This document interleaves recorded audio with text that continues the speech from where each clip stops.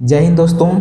आज की इस वीडियो में हम लोग देखने वाले हैं कि जोड़ घटाओं में चिन्हों का नियम किस तरह से कार्य करती है। बहुत लोग बहुत सारे सवालों को हल कर लेते हैं, लेकिन कहीं न कहीं चिन्ह में गलती करते हैं। तो यहाँ हम लोग एग्जाम्पल सहित देखते हैं कि चिन्हों का नियम क्या होता है। अगर मान लीजिए दो स्थान पे माइनस है और बीच में प्लस है, तो प्लस का मतलब है कि ये जोड़ है आपका, लेकिन मेन देखना होता है यहाँ पे। अगर दोनों ही माइनस रहेंगे तो माइनस माइनस का मतलब होता है कि चिन्ह आपका रहेगा माइनस का, और इन दोनों संख्याएं आपस में जुड़ जाएंगी। जैसे मान लीजिए आपने कहीं दुकान में गया और वहाँ पे आपने 5 रुपये का उधार लिया। उधार मतलब कर्जे में आप लिए। अगर आपने फिर से दोबारा गया वहाँ पे और आपने 8 रुपये फिर से कर्जे लिए, तो आपके कर्जे ही तो बढ़ेंगे। तो इस तरह से 8 5 13 रुपये आप काम जाएंगे कर्जे में, यानी कि आपको लिखना होगा माइनस में। तो इस तरह से यहाँ पे हमने पहला एग्जाम्पल लिया है कि -5 और -4, यानी कि दोनों ही संख्या अगर माइनस में रहेंगे तो माइनस माइनस जोड़ेंगे, यानी कि 5 और 4 9 हो जाएगा। और यहाँ पे चिन्ह रहेगी माइनस का, क्योंकि कर्जा आप करोगे तो आपके कर्जे ही बढ़ेंगे। तो इस तरह से ये था पहला नियम। अब लिया है हमने दूसरा नियम। अगर एक ठो संख्या माइनस और एक ठो प्लस रहेगा तो वहाँ पे क्या करते हैं कि घटाते हैं, और घटाने के पश्चात देखते हैं कि चिन्ह कौन सा बड़ा है। यानी कि मान लीजिए आपने किसी दुकान में गया और वहाँ पे आपने पहले से 10 रुपये कर्जे लिए हुए हैं, और आपने दोबारा गया और उनको दे दिया 5 रुपये, यानी कि प्लस का मतलब आपने दे दिया। तो अगर आपने 5 रुपये दिया तो वहाँ पे 10 में 5 कम करेगा। अब कम करने का मतलब क्या होगा, घटाएगा। जब घटाएगा तो बचेगा 5, तो जो 5 बचा ये तो आपका कर्जा बचेगा, क्योंकि आपका कर्जा अधिक था। तो जो संख्या अधिक होता है चिन्ह उसी का रहता है। अगर माइनस रहेगा बड़ा तो चिन्ह रहेगा माइनस का, अगर प्लस बड़ा होता तो चिन्ह रहता प्लस का।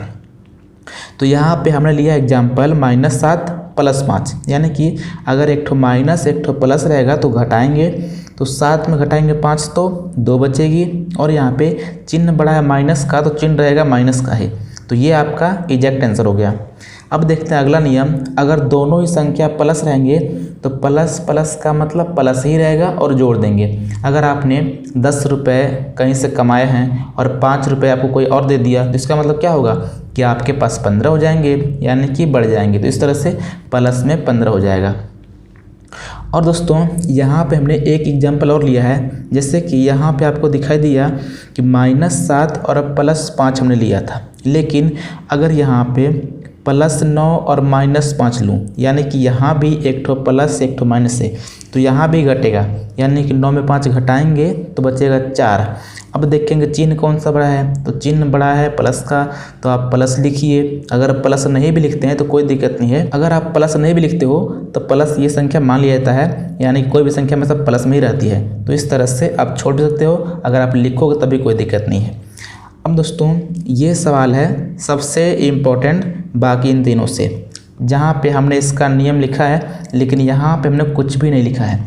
लेकिन होता क्या है कि अगर आपको कुछ इस तरह के सवाल मिलते हैं, यानी कि बीच माइनस यहाँ माइनस, तो क्या करते हैं कि इस वाले माइनस को कुछ नहीं करते हैं, लेकिन ये वाला माइनस और ये वाला माइनस मिल करके प्लस हो जाती है। अब यहाँ प्लस होने का मतलब हो गया कि जो यहाँ पर संख्या रहेगी ये वाला भी प्लस ही हो जाती है।